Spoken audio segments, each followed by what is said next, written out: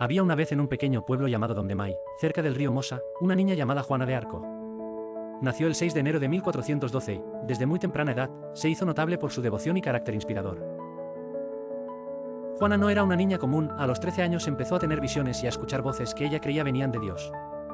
Decía que estas voces le encomendaban una misión divina, liberar a Francia de la ocupación inglesa y asegurarse de que el delfín Carlos fuera coronado rey.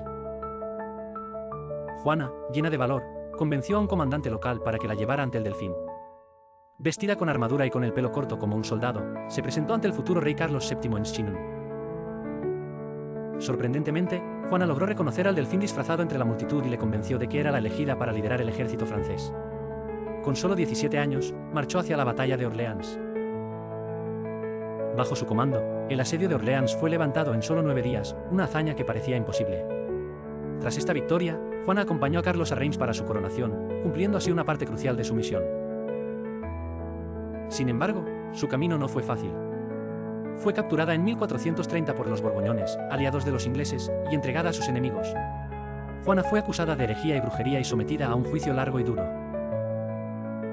A pesar de su valiente defensa, fue condenada y quemada en la hoguera el 30 de mayo de 1431 con solo 19 años.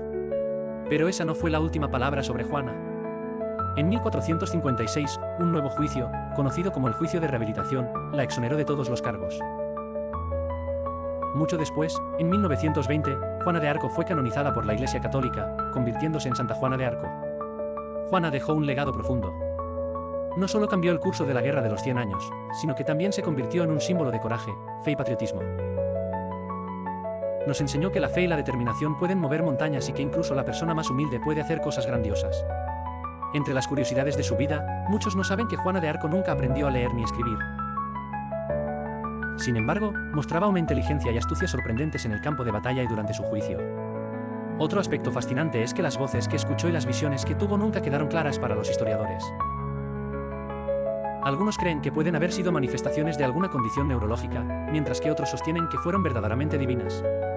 Su vida y sacrificio han inspirado incontables obras de literatura, teatro y cine,